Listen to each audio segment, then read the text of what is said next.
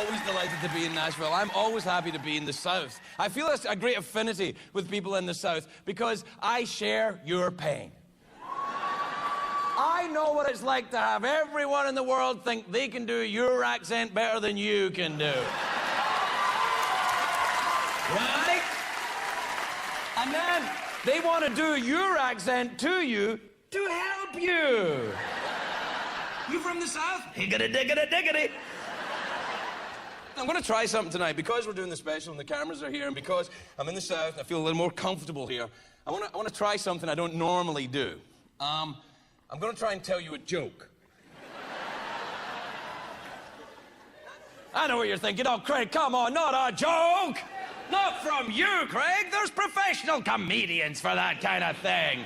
Not a joke from you, Craig. From you, we want tales of the old country, Craig. Tell us about the time you lived in the swamp with Shrek. Tell us about that. What was that like, Craig? Oh, wee farty poo, aye, donkey, oh, aye. That's right. Now, I want to tell you this joke. It's important for me because it's a dirty joke. Steady. No, it's a dirty joke, and I can't tell it on my TV show because it's such a dirty joke, and there's cuss words in it, too. Oh, yeah. Listen, I will be cussing tonight. Now, just so as you know. No, I will. Don't fucking awe me. I'll be cussing. Now, don't wave your finger at me. You knew when you got here there'd be cussing. If you thought you were coming here tonight, and every time I cussed, a little flag was going to appear, and someone's going, Tuesday Fruits there or something. Ooh la la. I swear it's going to be a long fucking night for you if you thought I was going to do that. I can't cuss on TV and it bothers me. No, it does. Yeah, it does. It does bother me, because when I was a young man, I was in punk rock groups and everything, and I was like, fuck you, man, fuck you. You never get me wearing a suit and sitting behind a desk. And now, every night, wearing a suit, sitting behind a desk, can't even say fuck. Yeah, your movie sounds great, you fucking asshole. No, I don't want to give you the wrong impression. I wasn't just in punk rock bands, by the way. I was also in a heavy metal band once. One heavy metal band. Oh, yeah. You know, if you'd have heard this, you wouldn't be making that noise. You'd be like, ah, and running out. We were terrible. We were the worst heavy metal band. We were terrible. I was 15 years old when I was in this band. We were called Stag. We used to wear spandex pants and no underwear. Yeah, we looked like marble smugglers. Yeah. We were terrible. 15-year-old heavy metal band. And you know your heavy metal band's gonna suck when you've got a clarinet player. Get your motor running.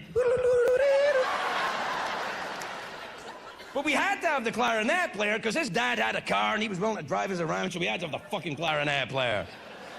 But the clarinet player was an artist, and he said, I'll do as a bass drum skin. It'll be fucking awesome. We were like, really? He went, yeah, it'll be a picture of a stag. But get this, a stag with its antlers on fire. We were like, fuck yeah! Yeah! But no, see, it didn't work out like that because he wasn't that talented, this kid. So it didn't look like a stag with his antlers on fire. It looked like a badger with red hair.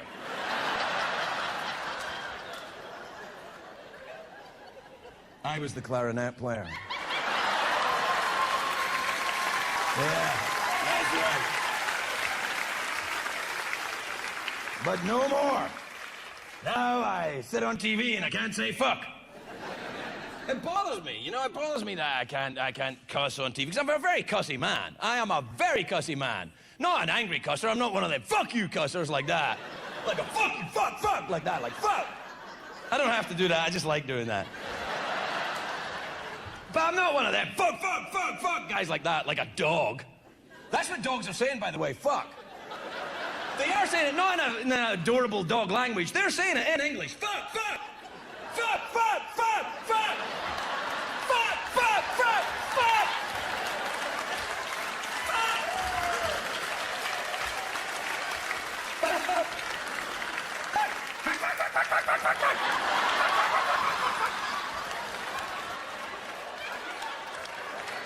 Dogs are saying fuck. Cats don't say fuck, but they're thinking it. They're thinking, fuck you. No, I like to cuss. I'm not an angry cusser. I'm not a fuck you guy. I'm more kind of like, shut the fuck up, like that. Like friendly cussing, like, no fucking way, shut fuck no. Like that helps me be more adorable to people. I know I've heard all the arguments against cussing, you know, oh, Craig, come on, cussing just shows a lack of vocabulary. And I think, oh, shut the fuck up. No, it does not. Some of the greatest minds in history love to cuss. Shakespeare cussed all the time, but he did it in that fancy Renfair language, so nobody knew he was cussing. And like, to be or not to be? Fucked if I know. I'm paraphrasing, but that's what he meant, right? What I'm saying is I like to cuss. It helps me be friendly to people. It emphasizes my friendliness. Like, if you see a friend of yours, right, and they've got new pants on, and you go, oh, those are nice new pants, they'll go, oh, thanks very much. But if you go, whoa, great fucking pants, they're like, I know, aren't they? Man, I saw them in the store, I was just like, fuck! I understand you got to be appropriate. You can't walk up to the Pope and say, great fucking pants, Your Holiness. You can do that. That doesn't work anyway, because, well, the Pope doesn't wear pants. He wears that big dress. He's got a big old dress and the hat. Actually, two hats. He's got the big hat and then the little hat for windy days. Hey, what's the weather like today? It's a little bit windy, Pope. Okay, I'll wear a little hat. I'll get to this joke in a minute, but you see that... Do you know the Pope? This is true. I will get to the joke, but you know the Pope actually has special slippers designed for him by the Italian fashion designer Prada. This is true. They make them just for the Pope. It's not like you can go and buy a line of them. You can't go to the Gap and go, give me some Pope slippers. It's just for the Pope. And they've got, you know, special designs and a little crest and writing on them and stuff. It says P-O on one and P-E on the other. Hey, read my slippers here. I'm the Pope.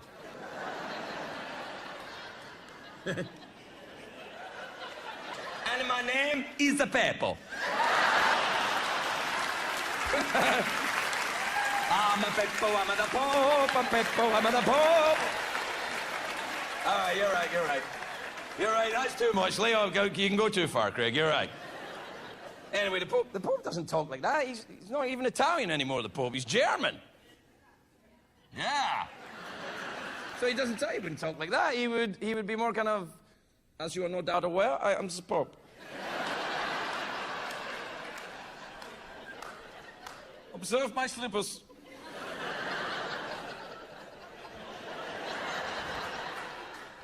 My name is Peppo.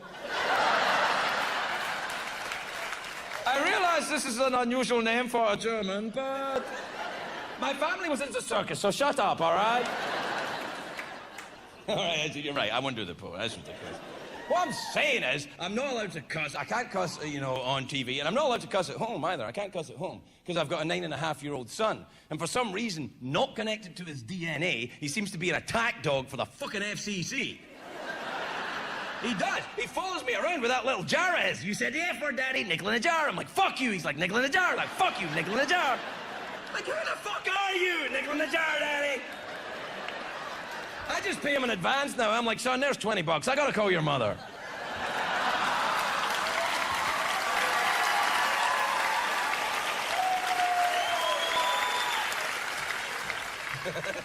Do you know what my son said to me? He said, you know, he asked me what the F word means. I said, it's a naughty word, son. He's like, no shit, Dad, I'm getting rich. There's a nickel, I can afford it. No, he said to me, what does the F word mean? I said, it's a very naughty word, son. It's very, very naughty. It's a naughty word for sex. He's like, you know about sex, Dad? I was like, yeah, I remember it vaguely. Why'd you ask? I said, do you know about sex? He said, yeah. I said, oh, wait there, this will be adorable. I'll get the video camera. I'll ask him about sex. This will be great. Because he's 9.5. What's he going to say about sex? Santa, angels, moonbeams. It'll be adorable. He'll be like that Bill Cosby. Kids are funny little motherfuckers, that thing. I'm paraphrasing, but that's what he means. anyway, so, I thought I'll film him, he'll tell me about sex, and then I'll wait till he's about 14, and then I'll say, hey, remember that money in the swear jar? I'll take it back now, or this shit goes on YouTube, you little bastard. You're welcome, parents. So I set him up and I said, do you know about sex, son? He said, I know all about sex, Dad. I went, all right, what do you know about sex? He said, I know all about sex. Penis, vagina, glory hole, dirty Sanchez, rusty trombone, Cleveland steamer. I'm like, what the fuck? What the fuck? What the fuck? What the fuck? Cleveland steamer, what is that? Well, never mind. I never taught my son about sex. I didn't. I will never teach my son about sex. Just like my father never taught me, and his father never taught him. And it's a fucking miracle Scottish people didn't die out in the Middle Ages. Scottish people don't talk about sex. We can't. It's too embarrassing for us. We can't talk about it. If a Scottish person wants to talk about sex, we just kind of giggle and walk backwards and point at our genitals.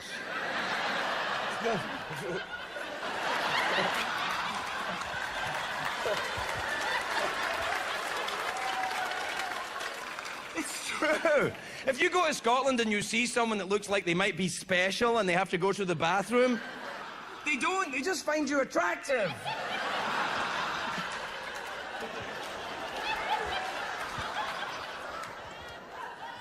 Nobody talks about sex in Scotland. Scottish gynecologists don't even talk about sex. They're just like, get up on the table there, Mrs. Henderson, lift up your skirt.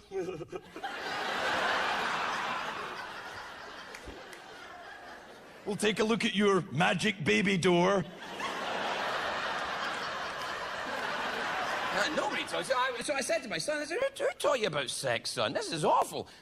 Was it the creepy guy in the school parking lot? I said, because my son goes to the same school as Charlie Sheen's kids, so I thought it might be that, Oh!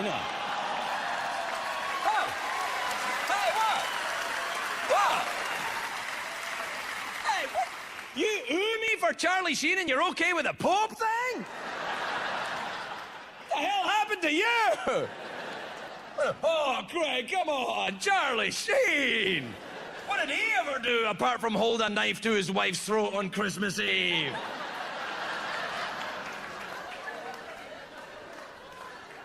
Put the hooker in the closet.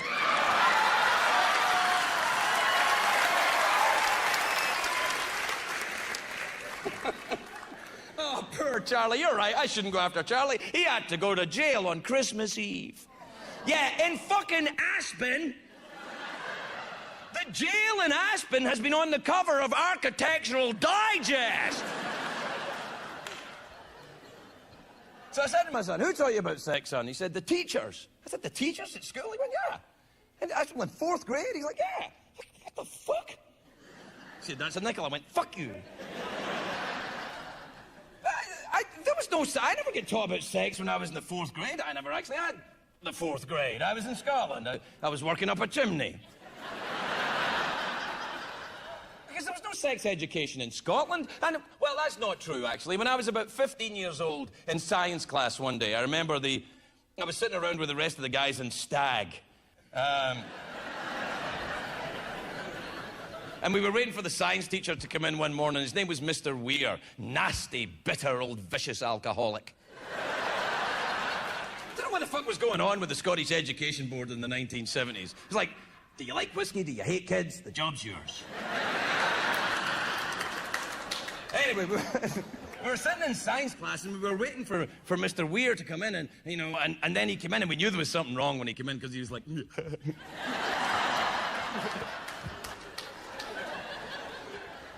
And this is true, he was carrying a little aquarium with him, a little fish tank.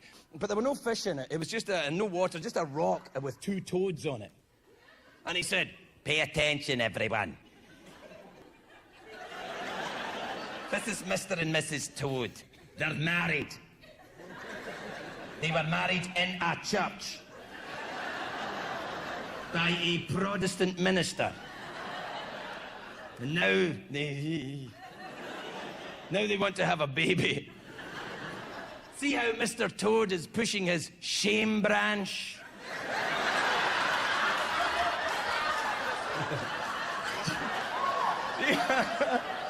See how he's pushing his shame branch against Mrs. Toad's magic baby door. Do you see it? That was my sex education in Scotland. That was it. Watching two toads fucking in a fish tank. That's it. The miracle of new life. Yeah. That was all I ever knew. For years, I thought the only way to get a girl to go out with you was run up behind her, grab her hair, spit in it, and shout, "Rivet."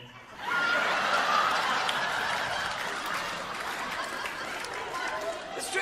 If I saw a woman I was attracted to across a crowded room, I'd be like,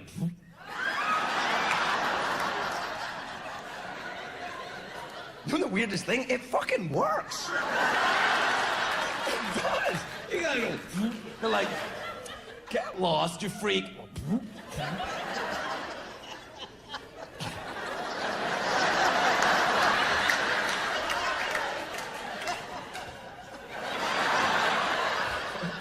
I like him. That was it. That was my sex education, the two toads. So consequently, I'm very old-fashioned about sex. I'm not like the youngsters today with their new ideas about sex, you know, photographing your genitals and texting them to each other and all that shit. What the hell is wrong with you people? This'll be sexy. Ka-chink. No, I'm very old-fashioned about sex. I'm a romantic. I don't need all that emailing and phones and cameras and shit. I'm a romantic. I'm an old-fashioned about sex. A couple of hookers, some blow, a midget, I'm good. I don't... That's how we used to do it. That's how we used to... That's the old-fashioned way. When things were simpler. I would never send any of them sexy emails. That's how you get caught. I would never send one. I don't mind getting them at Craig@the-internet/google.com, but I... Seriously. I'd never send a sexy email. That's how Tiger Woods got caught. He was sending all them sexy emails from his phone, and then his wife was in the kitchen one day, and she's like, "Oh, I can't find the kitchen phone. I'll just use Tiger's phone." I was like, "Ah! Tiger, I'm gonna need a 9-iron for this. Come here, you bastard!" See, when Tiger Woods got caught in that big sex scandal, I was like you ladies, I was outraged. Outraged. It's kind of good if you're a guy, though, because it just makes you look great. Oh, I'm sorry I forgot to take out the garbage, honey. I was too busy not having sex with 14 mistresses. Sorry. See, when Tiger Woods got caught in the sex scandal and everybody said, "Oh, Tiger Woods, his career is ruined. He's ruined. He'll never play golf again. He will never play golf again. He'll be hopeless now." And I'm thinking, are you sure? Are you sure? Are you thinking this through? I think once this blows over a bit, he's going to be better at golf. Better. Because clearly he never practiced before. He wasn't practicing. He's just fucking and winning. Fucking and winning, fucking and winning, fucking and winning, fucking and winning, fucking and winning, fucking and winning.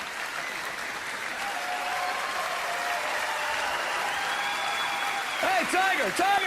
You want to go to the driving range? Sorry, no time, just fucking and winning. And then, when he did come back to golf, and everybody, like the whole country watched his return to golf, Tiger's return after the scandal, everybody's watching, and I'm thinking, what the hell do you expect to see here?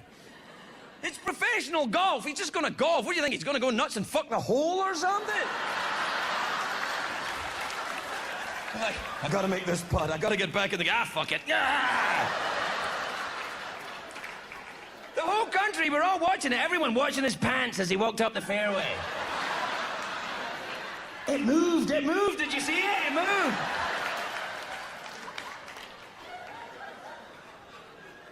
See, when a big celebrity gets caught in a sex scandal like that, though, and I hear about it in the morning, I'm like, oh, fuck yeah, easy day at work. Awesome. Oh, yeah. So it was like the best one ever was when Dick Cheney shot his lawyer in the face. I was like, oh, fuck, yeah. Oh, fantastic. He shot his lawyer in the face? Yeah, oh, beautiful. Did the lawyer die? No, the lawyer lived. Because if the lawyer dies, you have to wait a day. Hey, for a human, it's 3 days.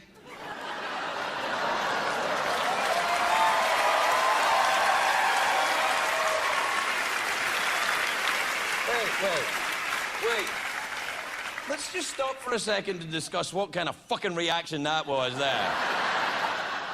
Oh, Craig, that's a terrible thing. Actually, now we think about it, no, we agree with you. Even lawyers are like, he's right, we're assholes.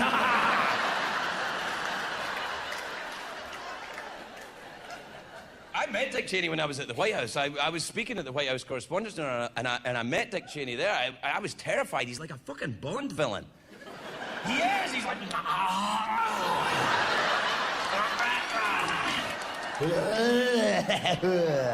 He does this with his hand. There's nothing there. He just does it. He's stroking an imaginary pussy. If that's a crime, lock me up. But... I was actually terrified when I met him because I said some mean things about him in the speech, and then after it, I was like, is that okay? But, oh, no, I loved it. I can take it. I enjoyed myself. I enjoyed it very much. Now, you enjoy your audit. And you know what? I got fucking audited. I know.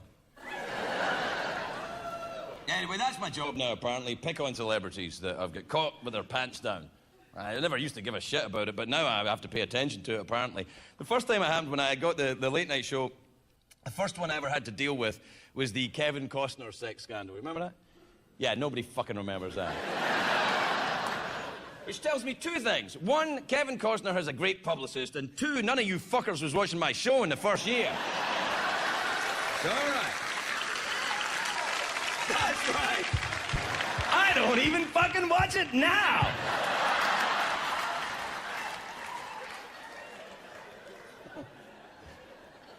Well, very briefly, the first one, the Kevin Costner sex scandal. Well, actually, it was golf-related again. He was in Scotland, of all places. Kevin Costner went to Scotland to play golf at St Andrews, the royal and ancient home of golf. And apparently, after his golf game, or allegedly, for legal reasons, he was getting a massage, and he asked the masseuse for a happy ending. What we would now call an Al Gore.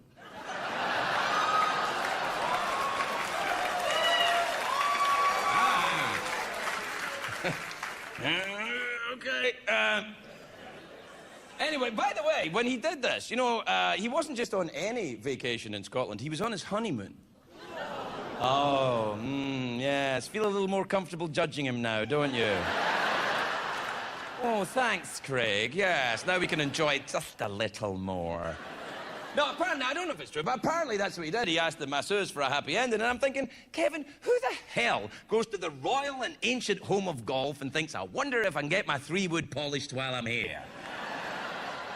And I'm thinking, the masseuse is Scottish. Are you out of your mind?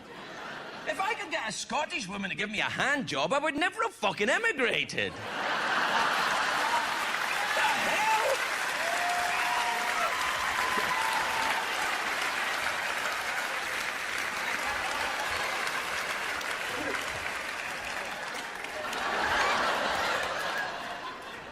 You're a bad girl, aren't you?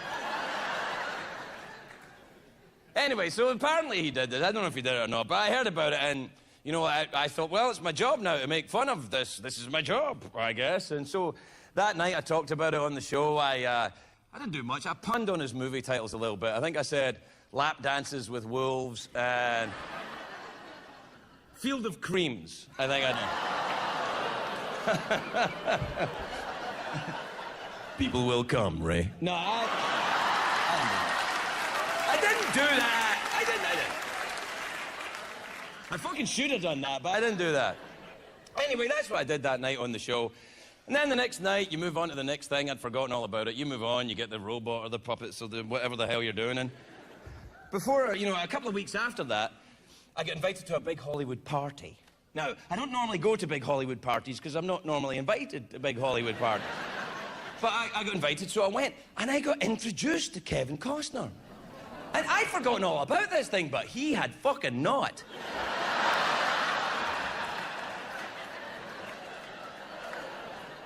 I don't know if you know this, but Kevin Costner has a TV. And occasionally he can't sleep. Oh, fuck, it was awful. He was going right in my face about it. He was like... And I was like... He was like... And I was like... And he was like... guy. Anyway, I talked to him for a while, and he's not a bad guy, Kevin Costner, as it turned out. I felt terrible. I just felt awful. I thought, oh, I'm a dick. I'm a fucking dick. And now Kevin Costner hates me. Bah! So, no, I really felt awful about it, and I thought, you know, from now on I'm going to try and not offend celebrities if I can avoid it, but you can't fucking avoid it. You can't. I mean, you can upset them. Some of them have very fragile egos. I know, it was news to me. In fact, that's the noise I made. No, you can upset people without even knowing you're doing it. I got into terrible trouble with the actress Kate Winslet, and I didn't even know until we tried to book her on the show. And the bookers called up her agent, and her agent said, Kate will never be on that show, not after what Craig said about her. I was like, I never said anything about her. I never said it. Oh, yeah, didn't we? Well, I wasn't really talking about her. I was talking about the movie Titanic, which she was in. And I love that movie. I love the movie Titanic. It's a great movie. I particularly enjoy the work of Leonardo DiCaprio. I think he's a great actor. Fat, thin, beard, no beard, happy, sad. He can do fucking everything. And I've only one problem.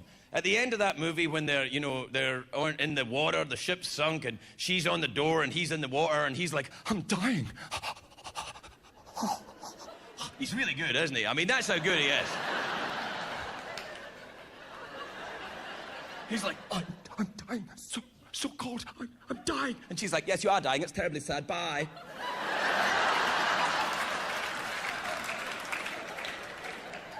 I'm thinking, you know what, there's room on that door for two people right there.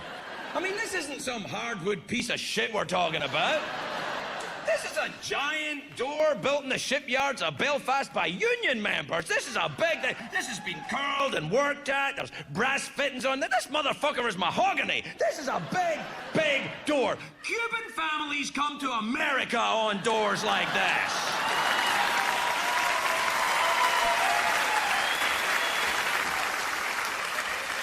By the way, a word of advice, never say that in Miami.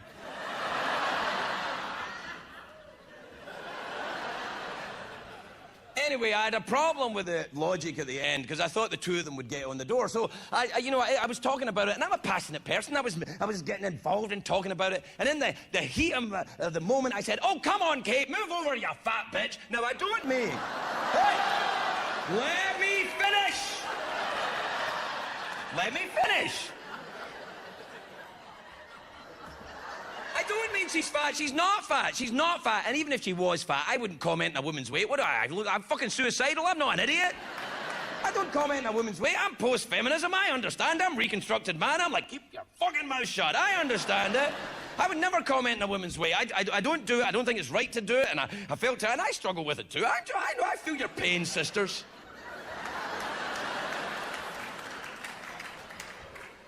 So honestly, I felt terrible. So I called up the agent myself. I went, you know what, God, I feel awful about this. This is a terrible thing. Look, let's get Kate on the show, and we'll do a show about this, because this is bullshit. I don't want to be that guy. I don't want to be that guy. I'm not that guy. We'll get her on the show. We'll talk about it. I'll say I'm sorry. I'm a dick. I'm a douchebag. She's gorgeous. We'll do all that. And the agent said, I'll just have to call someone, and I'll call you back. And I went, oh, right. And she called me back 5 minutes later and said, Kate will never be on your show. And I said, fine, tell her she's a fat bitch.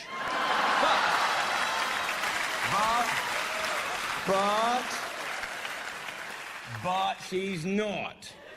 She's not a fat bitch. I don't know the woman at all. I never met her in my life. I'm sure she's a lovely woman in every way. Well, not every way. She's an actress. She's probably a fucking sociopath. But she's not a fat sociopath. And you know what? Even if she was fat, I wouldn't care, because I like that. Huh. Yeah, that's right. I said it. I like it. I like a woman with a bit of... I know. I like about... Oh, yeah. I like about... Let's get you up the stairs. I like all that. I do. I like to slap and then watch the wave. I like all that.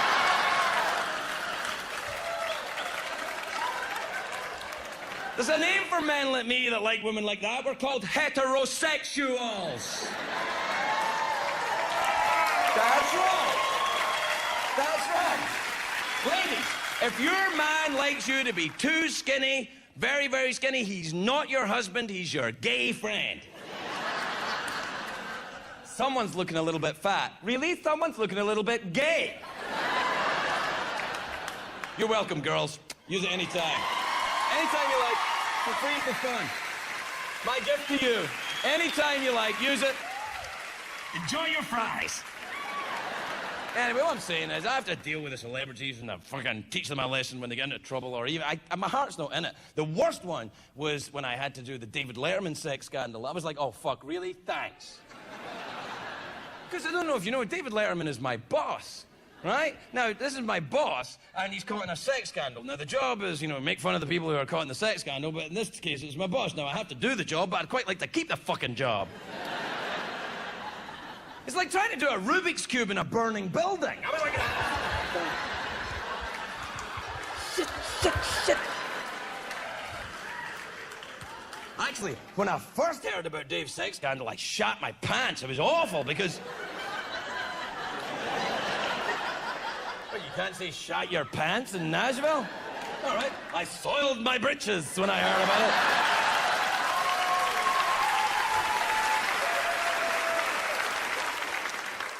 What I mean is I got a fright because I was walking around the house in the morning and the TV was on and I wasn't paying attention. I was just doing my thing, getting ready and stuff, and the TV, the news was on, and I heard the anchorman say, CBS late night host caught in sex scandal. I was like, oh, Fabio, you bitch! And then I was like,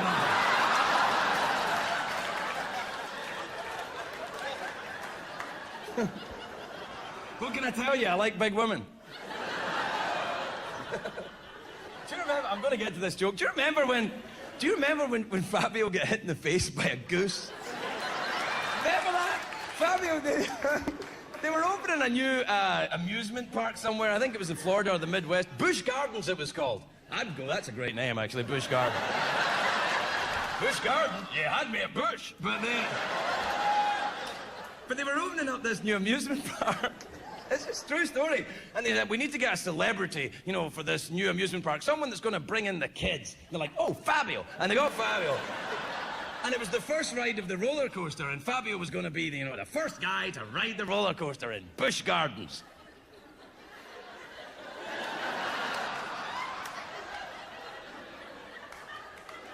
But they had this thing, and Fabio was in the front car, and it started up, and it was kind of going going up the thing, the hill for the first time. And Fabio was sitting there, and his shirt was open, his hair's all blowing. He's like, ah! It wasn't even windy. He can just do that. He was like, ah! And just as it got to the top, a goose is flying by, and the goose went, fucking hell, is that Fabio? What the... Ah! And as the goose is dying, it's thinking, what are the fucking odds of this? Death by Fabio? But they had to do an emergency stop at the roller coaster, and they brought it around quickly, and Fabio was all fucked up. It was terrible. No, you shouldn't laugh. It was awful. He was all mad, and he was angry, and there was feathers and beak marks, little web footprints and stuff. And he was all, ah! He looked like he'd been eating a live chicken or something. He's like, ah! But he was okay, but a couple of days later, this is true, he tried to start a kind of We Are the World thing for people that had been hit in the face by geese while riding on roller coasters. That's true! We were hit by geese. It really hurt. The little beak went in my cheek and I fucked. But actually, it didn't work out because, you know, they looked up and they're like, actually, in the history of the human race and roller coasters, this has never fucking happened before. The odds are astronomical. This could never happen, but it did. And you know what? See, when something that unlikely happens, something that weirdly out of the ordinary, that to me proves the existence of God. Proves it. You know God exists and God has a sense of humor. Because God's watching Fabio and he's like, is that Fabio?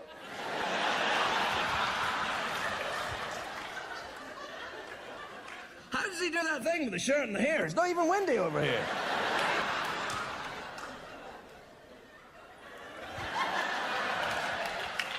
Hey, come here and look at this. Come here, come here. Just come here. It'll be fun. Come here. I'm gonna. Yes, I am. Boom, yeah!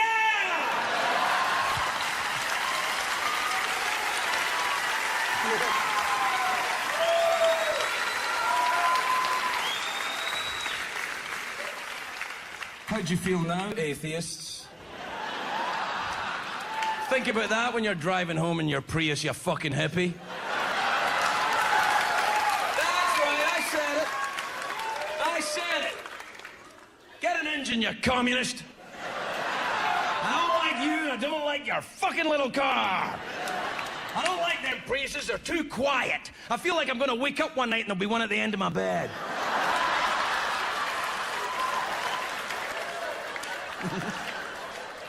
I recycle. Do you?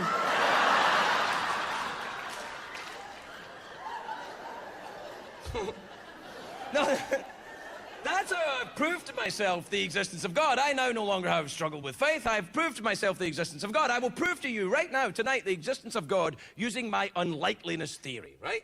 Here it is, the unlikeliness theory. I will prove to you now the existence of God. Siegfried and Roy. Bear with me. For this, we have to go back in time. We're going back in time to Vienna, Austria. It's 1974. There's a little fog in the street, just that low fog, like a Smashing Pumpkins video. A young man is walking the streets. He is forlorn and dejected. His name is Siegfried. I am forlorn and dejected. I am doomed to a life of loneliness, for no one will ever share my interests. My only two interests are lion taming and cock.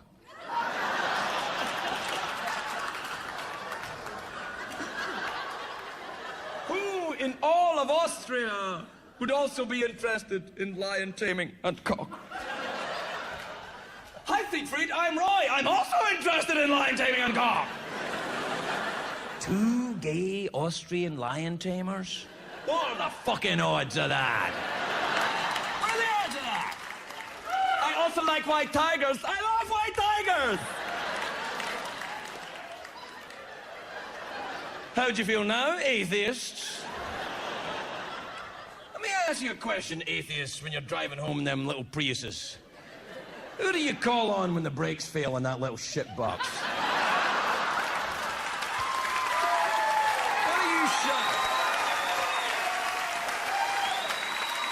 Oh no, help me! Spontaneous chemical reaction!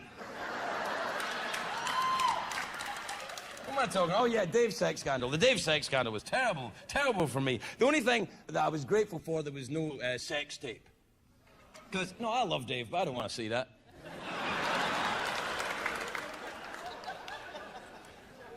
Actually, I don't watch the sex tapes. I try not to watch the celebrity sex videotapes because a lot of these people are going to be on the show. And I don't want that in my head when I meet someone for the first time.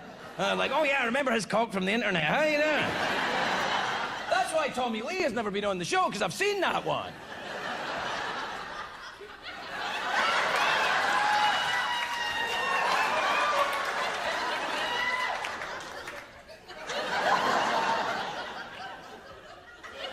Actually, before I saw that video, I didn't know Tommy Lee was Scottish.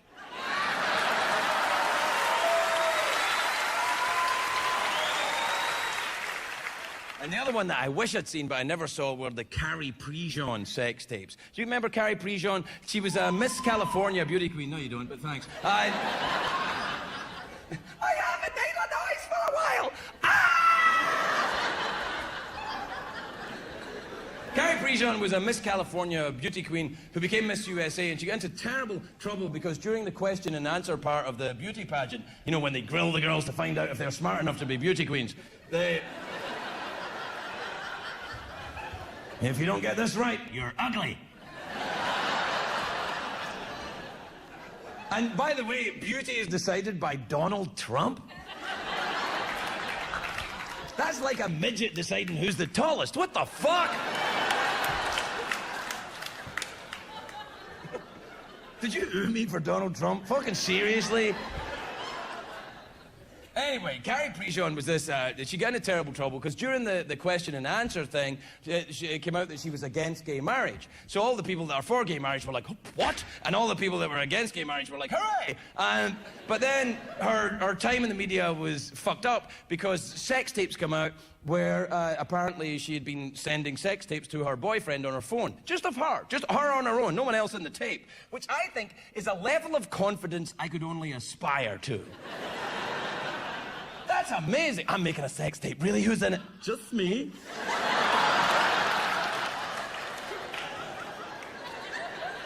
Who else do you need? Actually, when a woman does that, that's actually awesome. That woman, that would be great. A man should never do that, though. Never say, no woman wants to see that on her phone. That would be bad. Here's me thinking about you, honey. Can't wait to see you tonight. A woman get that on her phone, she'd be like, ah! Take out my eyes. I can never use them again. She got into terrible trouble, this Carrie Prejean woman, and she had to go on Larry King to defend herself. By the way, I love Larry King. I do. I really love Larry King. And I hate that he's retiring and being replaced by some British fuck. We don't need foreigners in American television. What the fuck is going on? What's wrong?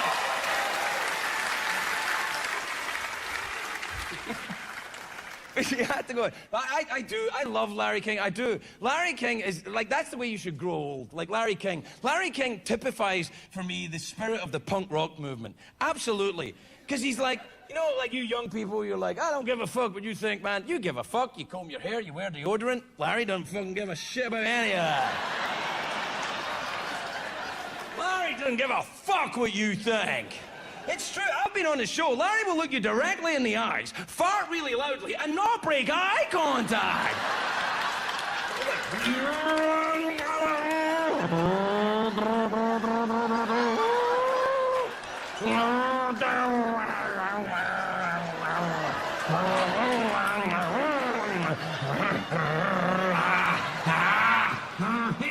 What's wrong? Don't you like brisket?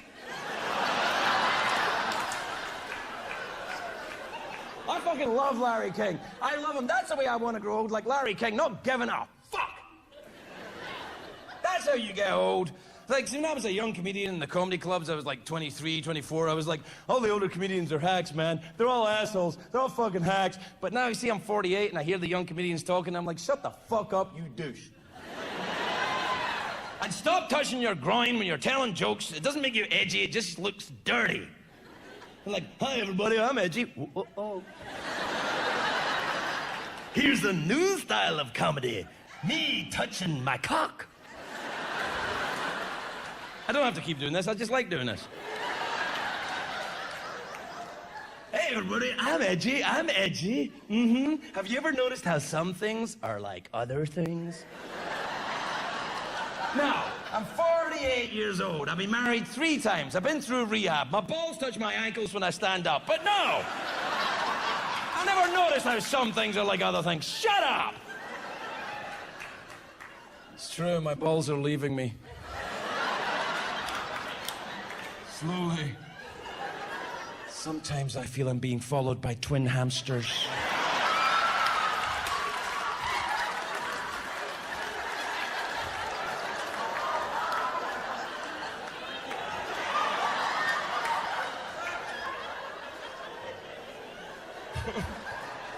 Are they still there?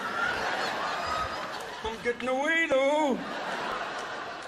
Anyway, oh yeah, I've got to tell you this joke. So here's the joke. It's an old joke, which means I stole it.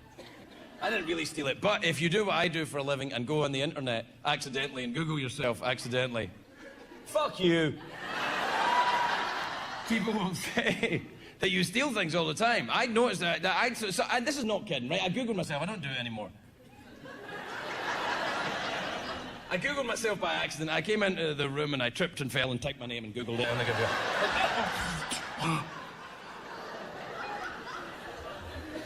I Googled, and somebody said in this chat room on the internet, I'm not kidding, this is true, somebody said, that Craig Ferguson, yeah, he stole the whole Scottish thing from Mike Myers.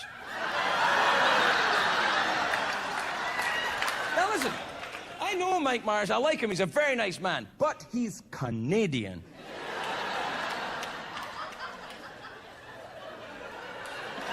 And in this same chat room, I'm not kidding, in the same chat room, somebody else, this is true. Somebody said, no, he didn't steal his act from Mike Myers. He stole his act from Ellen DeGeneres.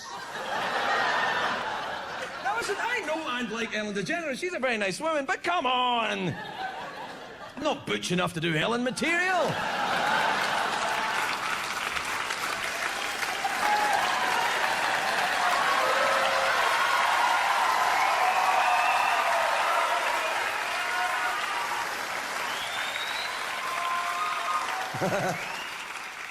I do kind of look like an old lesbian, don't I? I kind of do. I've noticed that. I know. It's all right. We can just, we can talk about it. Sometimes I just look in the mirror. I'm like, fuck, Katie Lang.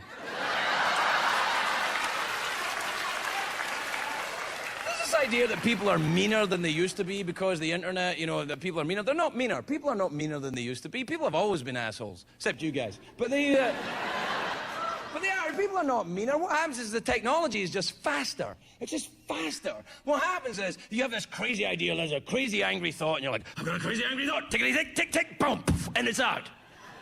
And you don't have time. You don't have time to slow down and self-edit and ask yourself the three things you must always ask yourself before you say anything, which is, does this need to be said?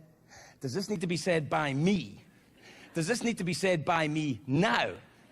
3 fucking marriages it took me to learn that. 3.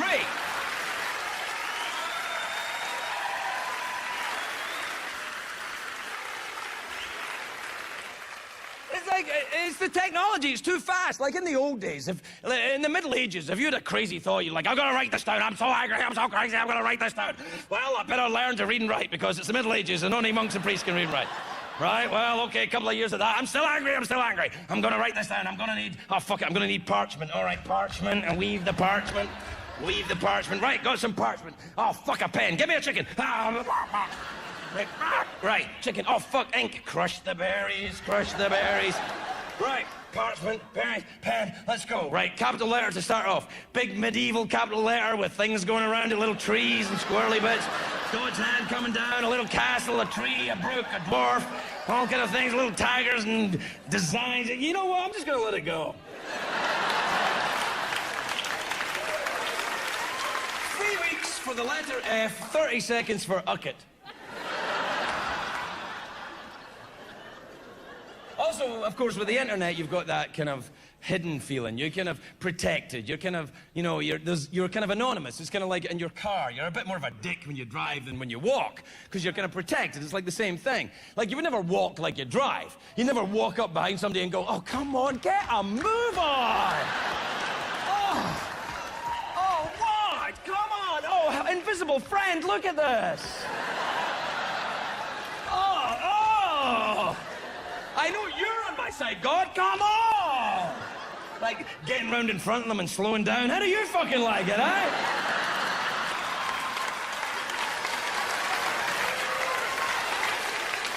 Man, don't walk, you bastard! You wouldn't do that because somebody would kill you. Men are particularly bad at this. I'm as bad as any other man that... we think if we have a big machine, a big badass machine, like a big truck or a big car, it makes us a big badass person. It doesn't. It doesn't. It makes you the owner of a big badass machine. That's all. I saw a very good example of this when I used to live in London. I lived in London and I saw a traffic accident one day between a guy on a big Italian motorcycle, beautiful big thing, a big, oh, what's that coming to go, and a little Mini Cooper, a little kind of beep beep. And they had this accident. It wasn't too bad, but the bike went over and the Mini Cooper went into the curb, and the guy on the bike was fucking crazy. He was incensed. He'll get up and he gets a bike chain. He goes over to the Mini and the doors are still closed in the Mini. He goes over and he's fucking mad. He gets the bike chain. He's like, you crazy motherfucker, you gotta hit a fucking lot. Well, it wasn't like that. It was London. He was like, I'm terribly cross with you right now.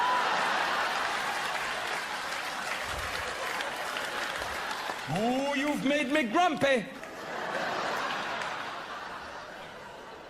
I know what he's thinking. He's thinking, well, the Mini Cooper is a small car, so the person in it is going to be small, and he's going to be able to bully and intimidate them. And, of course, the door opens, and this fucking head starts to come out.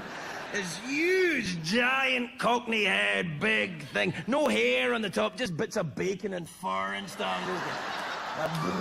This guy, like, one eye in the middle, and he's like, and he gets up, and he gets, and he's wearing one of them pinky rings that guys wear when their hobby is murdering.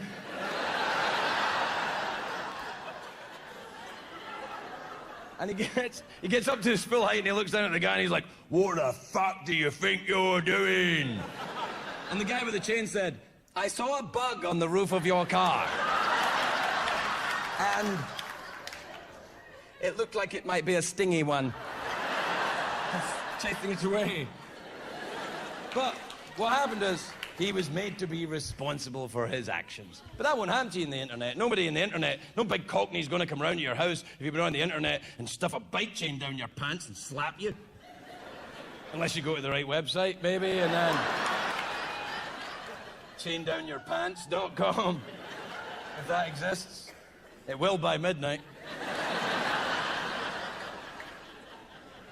I'll see you there.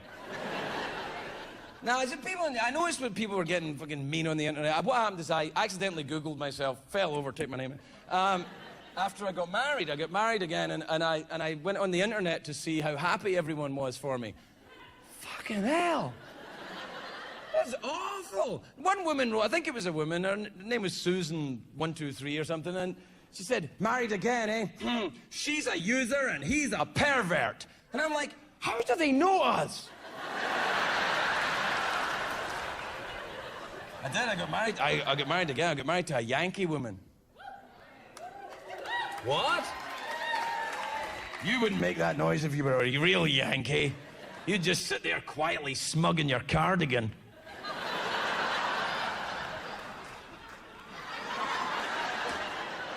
No, I did. I married a Yankee woman from up in New Hampshire area. And they're very posh kind of Yankees, very kind of upper-class Yankees, which is freaky for me because they don't even sound American.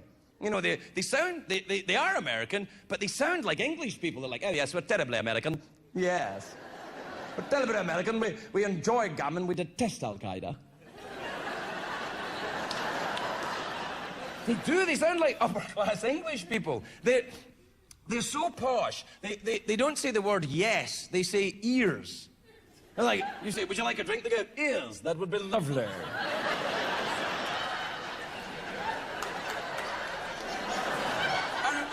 I remember that from when I lived in London. Occasionally, when I lived in London, I would have sex with a girl from an aristocratic family, and I always enjoyed doing to them what their ancestors did to my country.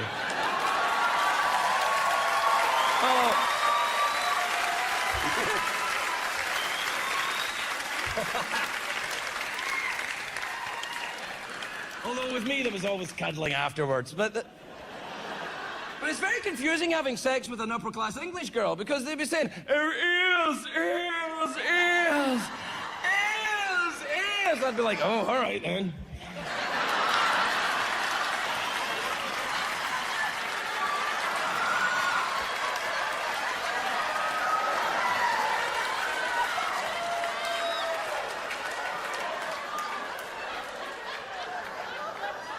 And the midget would be like, "What the hell are you doing?" I don't know, never mind. Then when they start saying, "Oh, I'm arriving, I'm arriving." I'm kidding, I never heard that. But they're very strange, though, the Yankees. They're very, very strange to me. They're weird. They're so tight-ass. They're like, ears. It's like, even when they get drunk, they're tight-ass. Like, when my people get drunk, we go crazy. We're just like, "Hey, fuck yeah, oh, Johnny, you don't fucking know me, you don't fucking know me."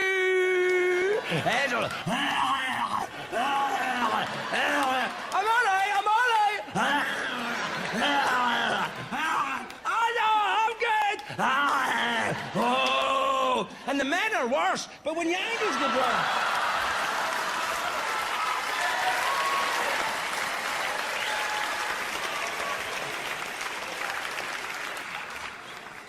when Yankees get drunk, they're just more tight-ass. They go, "Are you drunk?" They go, "Yes." They're like the Addams family. When I first met them, they were, you know, I go to the house, there was a plate of cookies going round, and I went to take one, and somebody said, "Not that one, that's for Mother." Very strange. It's not like my family at all. My family aren't upper class or posh or anything. We're more kind of, you describe my family. Carnies, I guess. We're kind of carnies. We are, you know, working class people with psychic abilities. That's what we are. My father had a very unusual psychic ability. He could detect water. It's called divining. He would use a Y-shaped U branch, and he could find water with that, which is a very impressive skill in a country where it rains 365 days of the year.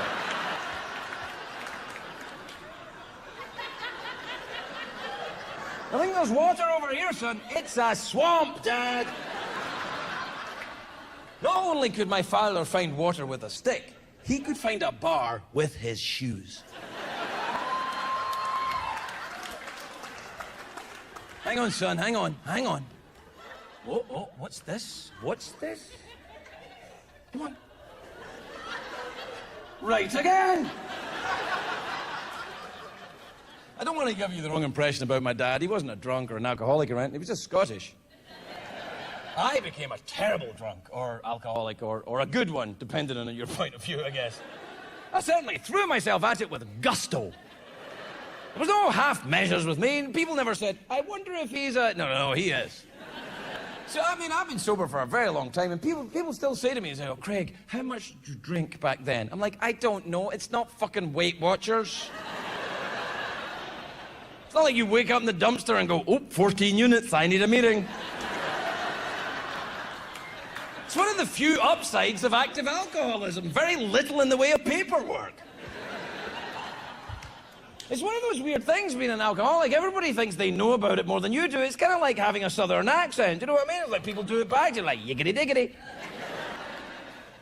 It's true. People think they know about it. It's like, "Oh, no, this is what you have to do." It's like, "Oh, shut the fuck up. You don't know about this." It's like people like me, when we listen to people who are not alcoholics and they're having drinks and they say, "Oh, I'm going to have to stop now. I'm starting to feel it." And I'm like, that's the fucking point. That's the point. Oh, I'm starting to get a little drunk. Yes. Starting to feel it is not the end of drinking, it's the beginning of drinking.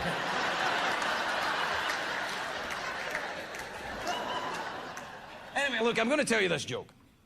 It's very important that I tell you, because this is what I want to do. I want to tell you this joke, and we're done. I love this joke. This is the best joke I ever heard. It's the most beautiful joke in the world. No pressure. It's just a great joke. I love this joke. It's a joke which I think says everything about men and women and about life and the universe and how we must all come together and try and love each other a little bit. It was a joke made famous in Britain in the 1970s by a British comedian called Bernard Manning, who was a lovely man. Well, he was a fat, profane alcoholic, but I liked him. And he used to tell this joke, and here it is. He used to say, "Ladies and gentlemen, I've got my wife her Christmas present. For Christmas, I got her a pair of shoes and a vibrator. If she doesn't like the shoes, she can go fuck herself."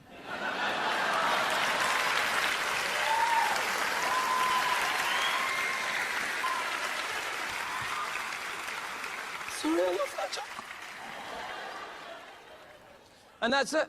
That's the joke I came to tell you. And we're done now. That's it. It's over. The joke has been told. Thank you.